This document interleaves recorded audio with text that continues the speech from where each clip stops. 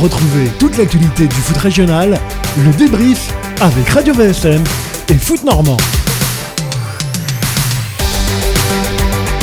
Le débrief par Radio VFM et Foot Normand, c'est votre rendez-vous hebdomadaire. L'actualité du ballon rond dans l'ensemble de notre belle Normandie. On a parlé de l'actualité de notre invité du jour, Johan Gallon. On a évoqué le week-end difficile de nos 3 pensionnaires de Ligue 2. Place dans un instant au volet Coupe de France avec un décryptage du 6e tour qui se jouait ce week-end. Pour mener à bien cette ultime séquence de la semaine, ils sont toujours avec moi en studio, toujours en grande forme. Mathieu Billot de Foot Normand, de nouveau bonjour. Rebonjour Aurélien. Et Christophe Lécuyer de Radio VFM, reposé comme jamais après un lundi férié. De nouveau salut. Bonjour Aurélien. Et Johan Gallon, notre invité exceptionnel pour ce 5e épisode de la saison. Soyez à nouveau le bienvenu, Johan. Rebonjour à tous. Le débrief, c'est l'émission pour tout savoir sur le foot régional avec Radio VFM et Foot Normand. Et c'est le lundi soir à partir de 18h15. On parle donc de Coupe de France dans ce débrief avec un retour sur le 6e tour qui s'est joué tout au long du week-end. On va commencer évidemment par vous redonner tous les résultats dans le choc 100% National 3. Évreux qui gagne 3-0 du côté d'Alençon. Le FC Rouen qui élimine Cherbourg 3-0. N2 contre N3 ici. Saint-Lô qui met fin au beau parcours de la SPTT Caen. Le club de National 3 s'impose 1-0 face aux pensionnaires de Régional 1. Duel 100% Régional 1 remporté par Trouville-Deauville sur le terrain de Pavie 5-0. Duel 100% R2 qui tourne dans la faveur de Val-de-Reuil, 2-0 face à Saint-Père. Enfin, le CMS Oissel bousculé du côté de Saint-Nicolas d'Alliermont qui s'impose finalement 2-1, N3 contre R2. Mathieu Billot, une bonne nouvelle ce week-end pour notre invité de la semaine dernière. Oui, le FC Saint-Julien Petit-Quevilly de Moustapha Sissalen, qui était avec nous la semaine dernière, qui a remporté son duel contre Honfreville entre deux clubs de R3.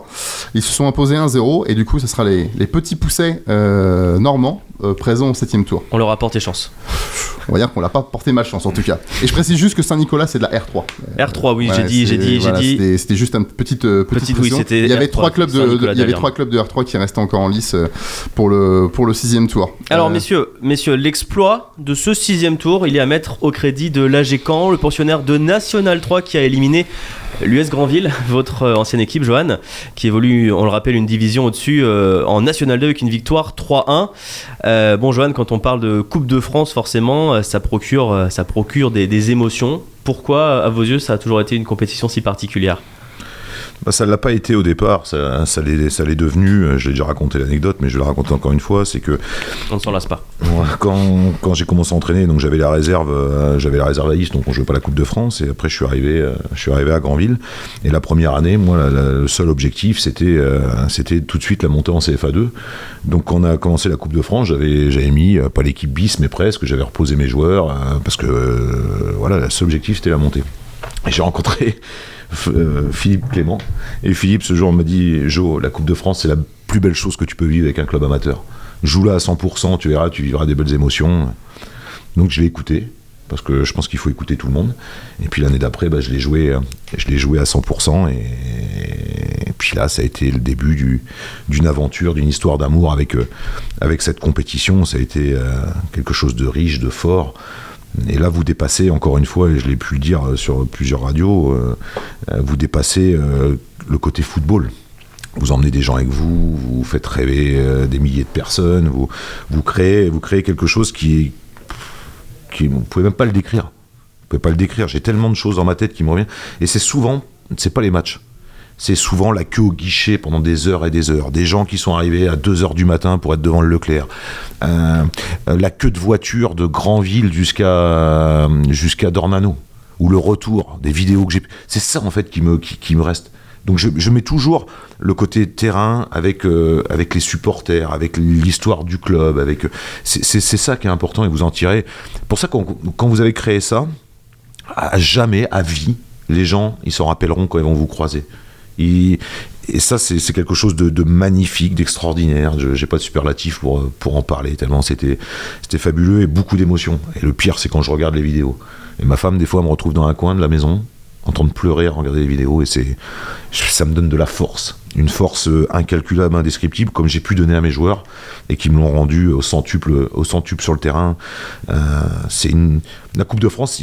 Moi, il y a toujours le côté terrain, encore une fois, de la qualité de ce que vous mettez en place, mais au niveau moral, mental, c'est du surpassement total. Et ça c'est beau. Ça, c'est quelque chose de fantastique, d'arriver à convaincre vos joueurs. Parce qu'au départ, quand vous jouez une équipe de Ligue 1 ou Ligue 2, vous savez pertinemment que les joueurs en face, ils sont plus forts. Mais d'arriver à convaincre vos joueurs pendant une semaine que sur un match, ils sont capables d'être plus forts que ces joueurs-là. Et ça, c'est fantastique d'arriver à amener vos joueurs à pouvoir réaliser ce genre d'exploit.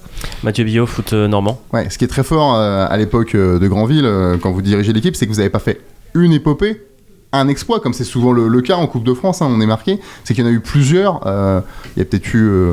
moi, j'en ai 3 qui me reviennent en mémoire, mais il y en a peut-être eu plus. Il y a forcément cette première épopée qui vous emmène jusqu'à Dornano en quart de finale contre l'OM.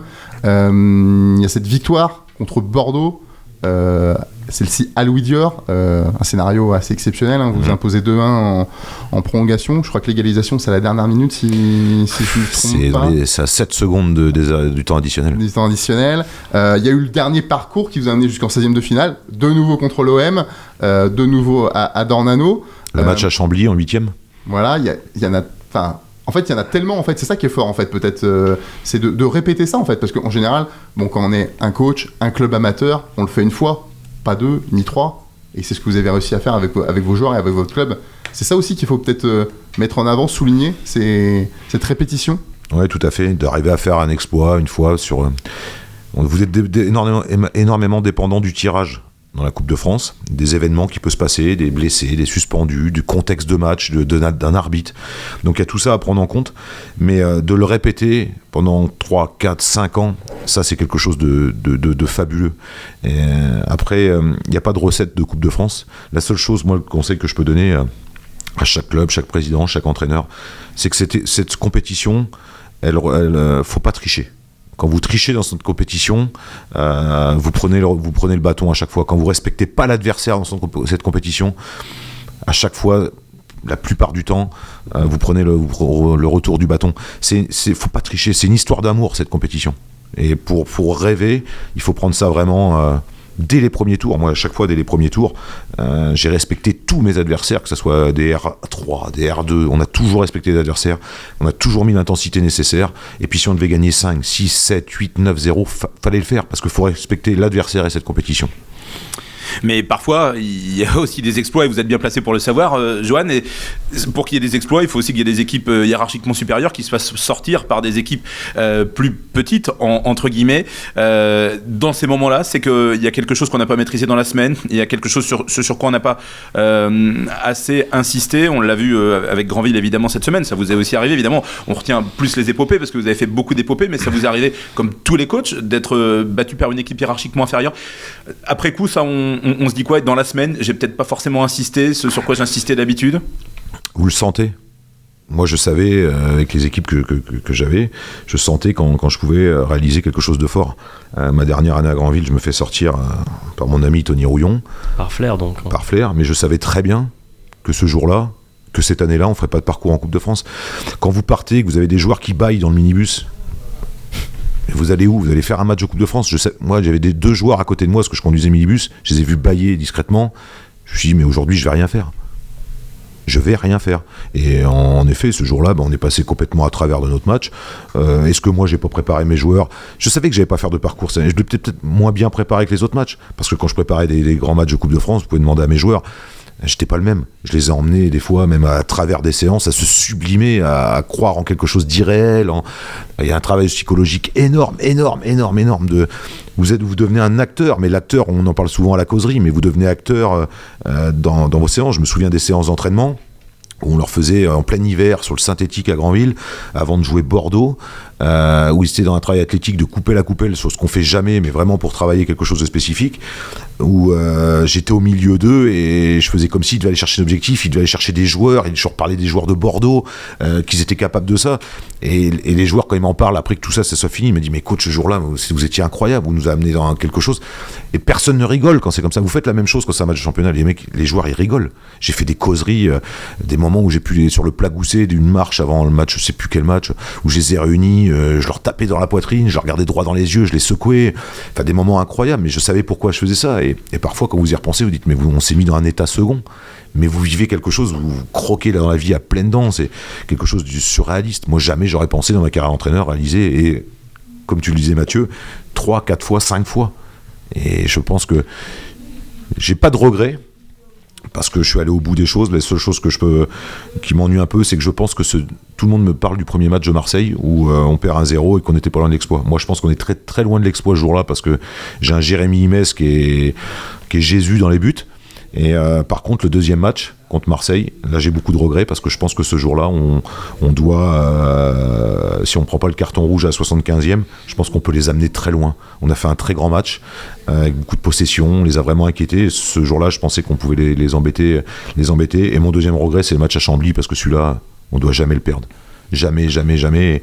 Et je pense qu'on n'était pas loin d'un deuxième quart de finale et j'y croyais fortement. Et je finirai par ça, c'est que on a eu des aventures humaines, mais un coach sans ses joueurs, il est rien.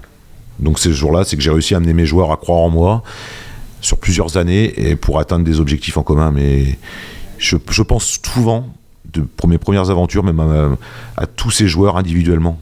Je pense à Tommy Hinterreiner qui met ce tacle contre Bourg-en-Bresse qui nous permet d'aller en quart de finale dans un Louis Dior en fusion, dans un terrain gras et qui tacle le premier poteau et qui marque ce but qui nous fait passer dans un autre monde. Et Tommy, j'y pense très très souvent à Tommy Hinterreiner. Ça crée des liens, ça, avec les joueurs aussi. C'est-à-dire que quand on vit une épopée comme ça, forcément, après chacun vit son parcours. Les joueurs, certains ont quitté l'US Granville, vous aussi, Johan, mais vous avez gardé contact et ça restera, quoi qu'il arrive. Mais bien sûr, j'ai des joueurs qui m'appellent, j'ai des joueurs qui communiquent, alors de temps en temps, d'autres c'est un peu plus souvent, mais oui, j'ai des joueurs qui je suis en relation, et c'est marrant, je vais vous parler d'une personne, et je l'ai déjà dit, hein, c'est pas le plus grand joueur au niveau technique que j'ai entraîné, mais dans quelques jours, dans une semaine, il va fêter ses 40 ans, et je suis invité, c'est Marius Mussina. Et Marius Mussina, c'est un exemple d'intégration sociale, c'est un exemple d'homme fabuleux. Lui, quand je parle de Coupe de France, je pense à lui très souvent parce que il a été capable de choses incroyables et on est devenus amis. Et Marius, c'est quelqu'un que j'aime beaucoup et je pense qu'il m'aime beaucoup parce qu'il pensait jamais que dans sa carrière de joueur, il allait vivre ce qu'il a vécu. Et moi, je suis très fier de l'avoir vécu avec lui. Mais voilà, et j'en ai d'autres, hein, mais ça serait trop long d'en parler. Il y en a qui j'ai gardé aussi des liens forts, Jérémy Metz, Jonathan Beaulieu, des joueurs Melvin Vieira, c'est des joueurs avec qui on a vécu des choses, personne ne pourra nous l'enlever, c'est à vie. Est-ce qu'on peut dire du coup qu'il y a des joueurs de coupe, il y a des fois des coachs de coupe, il y a des équipes de coupe, il y a aussi des joueurs de coupe du coup qui savent se sublimer sur un rendez-vous? Je pense qu'un joueur seul n'est pas capable de sublimer. Il faut qu'il y ait un contexte pour sublimer les joueurs. Et le contexte, il vient de la part de tous, c'est-à-dire du président, des membres du bureau, des supporters, du coach, des accompagnants. Vous vous rappelez de Maxime Toucran, mon intendant qui est sourd et muet. Maxime, une fois qu'il avait vécu, lui pensait qu'on pouvait gagner la Coupe de France. Donc quand on jouait l'OM, il pensait qu'on allait battre l'OM. Et c'était incroyable. Et moi, quand j'arrivais des fois dans le doute, dans des moments un peu plus durs, parce que ça demande beaucoup j'arrivais au Club House, on buvait toujours le café avec Fabio et lui, il me donnait de l'énergie incroyable parce qu'il pensait qu'on allait battre l'OM. Il vivait un rêve éveillé. C'était fabuleux. Et un garçon comme ça m'a parfois donné beaucoup, beaucoup de force à des moments où j'étais un peu plus faible. Vous vous rendez compte, ça tient un peu de choses. Et ça, vous le traduisez. Il parle pas, Maxime. Et ça, il le traduit à travers ses gestes, à travers son regard et à travers les sentiments qu'il vous fait partager quand il vous prend dans ses bras. Et vous vivez voilà, c'est ce genre de choses. Et Maxime Toucran, je suis fils unique, mais quelque part, c'est un peu mon petit frère. Voilà, c'est quelqu'un que j'aime à vie. Voilà.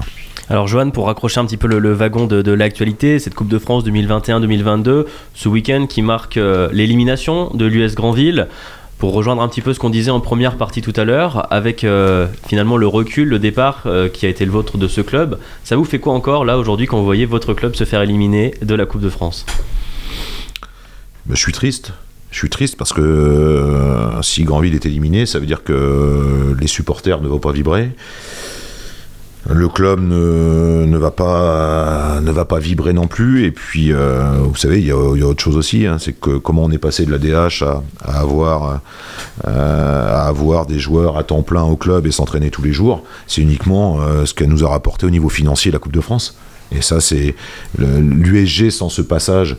En fait, ces aventures, parce qu'il n'en faut pas qu'une, il en faut plusieurs aventures en Coupe de France, elle a permis quoi? De passer un palier au niveau des partenaires, parce qu'on a eu beaucoup de partenaires qui sont arrivés grâce à tout ça, donc plus de partenaires, un budget différent, des rentrées d'argent non négligeables, des entrées payantes, des buvettes, de la manne financière de la FFF. Voilà, tout ça, ça vous fait passer un palier. Et c'est pour ça que quand je dis on a créé quelque chose, on a créé ça, je sais quelle est l'attente des supporters à Grandvilliers. Et je sais malheureusement ils vont pas vibrer cette année, mais je souhaite à cette nouvelle équipe dirigeante qu'ils puissent un jour vibrer comme nous on a pu vibrer, mais ça c'est dur, ça c'est compliqué. Et peut-être que moi c'était peut-être les dernières fois que je vivrais une telle expérience en tant qu'entraîneur, mais faut aussi penser que peut-être que Granville ne revivra plus jamais ce qu'il a vécu. Et ça, c'est pas parce que je suis plus au club, sans prétention, mais peut-être qu'ils revivront plus jamais de leur histoire ce qu'on a pu vivre. Et ça rend parfois les gens malheureux, parce que les gens, ils sont en attente. Quand vous leur avez donné, et que du jour au lendemain, vous donnez plus, oui, vous allez... La seule chose qui va se passer aujourd'hui, c'est qu'il va y avoir que des critiques. Et puis quand vous êtes 13e en championnat, ça devient un peu plus compliqué, mais j'espère qu'ils vont relever la tête, et puis que voilà, la transition, faut pas croire que j'en suis heureux, j'en suis triste. J'en suis triste parce que ça a été 8 ans d'un travail acharné, 8 ans pour monter, on a laissé avec Dominique Gurtari un club sain financièrement, sain sportivement, et j'espère qu'une chose, c'est que Granville va faire une meilleure deuxième partie de championnat, et puis va se maintenir pour après enclencher quelque chose de différent. Je souhaite que du bonheur à mon ancien club. Johan, l'US Granville éliminé de la Coupe de France, vous le disiez tout à l'heure, 13e de son groupe A de National 2. Dans cette situation, certains dans l'entourage, plus ou moins proches du club, certains supporters également, c'est parti des tribunes de Louis Dior il y a encore quelques jours, demandent aujourd'hui votre retour. Qu'est-ce que vous leur répondez ? Je suis pas insensible à ça, parce que quand vous avez vécu autant de moments, vous connaissez le club par cœur, je sais ce qu'ils sont en train de vivre. Moi, voilà, j'ai pas de contact aujourd'hui avec la direction, j'ai pas de contact avec le nouveau coach, j'ai contact avec personne. Mais vous avez toujours des gens qui sont au match. Vous avez toujours, moi, j'ai des gens, des fois, ils m'appellent en FaceTime pendant le match. Je réponds jamais. J'ai pas envie de répondre parce que je sais que ça va pas. Je sais que ça joue pas comme ils y souhaiteraient. Je sais que les résultats sont pas en adéquation à ce que les gens les attirent. Et moi, je veux pas me servir de ça. Je suis triste des résultats quand l'USG ne gagne pas. Et ce que je souhaite, c'est que la nouvelle direction fasse perdurer ce que nous, on a fait pendant 8 ans. Mais il ne faut pas confondre, parfois, le football, il y a des gens, ils sont professionnels du football. Il y a des gens, ils sont chefs d'entreprise, ils sont professionnels dans leur entreprise. Mais le football est un monde à part. Et on peut pas du jour au lendemain penser qu'on va arriver. C'est pas parce qu'on a réussi dans le monde professionnel qu'on va réussir dans le football. C'est vraiment strictement à part. Et je pense qu'il faut savoir s'entourer, savoir faire confiance aux gens, savoir se faire aider parfois. Et je pense qu'elle est peut-être là, la transition. En tout cas, je pense qu'il y a une équipe motivée. Ils sont en train de se rendre compte aussi que le football, c'est pas facile. C'est même très dur. Mais on verra demain ce qu'il en est. Mais quand je vois des joueurs tristes, un club triste, des supporters qui m'appellent, qui vont parfois, quand ils m'appellent, ils vont se dire il va rebondir, il va être content. Mais non, à chaque fois que j'ai un appel, croyez-moi, je réponds pas à tout le monde, parce que je sais qu'il y en a qui se gargarisent des mauvais résultats du club, mais en tout cas, moi, c'est pas ma philosophie, et voilà, il y a même des joueurs qui m'appellent, parce que la situation est pas facile, mais moi, de ma position, je peux pas faire grand-chose. Le tirage au sort du 7e tour de la Coupe de France pour nos 8 rescapés normands sera effectué ce mercredi à 11h30 sur FFF TV. Marquera donc l'entrée en liste des clubs de Ligue 2, le Stade Malherbe, Le Hac et QRM. Messieurs, toutes les bonnes choses ont une fin. On est arrivé au bout de ce 5e épisode du débrief de cette saison. Johan Gallon, merci de nous avoir accordé ces quelques instants en studio. Merci à vous, c'est toujours un plaisir. Et puis, je trouve que c'est top ce que vous faites de mettre la région en avant. Parce que on le faisait avec Sylvain, le Touzé, qui j'ai une pensée quand je suis avec vous aujourd'hui. Qu'on salue Sylvain. Voilà, et ça a été des moments fantastiques, mais pourquoi je suis là aujourd'hui ? Parce que j'ai envie que ça perdure. Et ce que vous faites, le club régional en a besoin de mettre en avant les valeurs de notre région, le football de notre région. Donc continuez, et moi je serai toujours là pour passer un moment avec vous dans les années à venir, dans les mois à venir. On va rappeler que vous interviendrez régulièrement dans l'émission pour nous apporter votre regard sur le Stade Malherbe et également sur l'actualité du football normand, Johan. Ouais, c'est un réel plaisir et je vous remercie de m'avoir appelé pour partager du temps avec vous. Merci également à Christophe Lécuyer, le pensionnaire permanent de Radio VFM, et à Mathieu Billot, la tête pensante de Foot Normand. Salutations à notre technicien Quentin, encore une fois au top depuis la régie. Merci enfin à vous, chers auditeurs, pour votre fidélité. Vous retrouverez les 3 parties de ce débrief comme chaque semaine sur le site vfmradio.fr et sur les réseaux sociaux Facebook, Twitter et YouTube de Foot Normand. On se retrouve exceptionnellement dans 2 semaines. D'ici là, portez-vous bien à l'écoute de Radio VFM et à la lecture de Foot Normand. Le débrief, l'émission sur toute l'actualité du foot régional avec Radio VFM et le foot normand.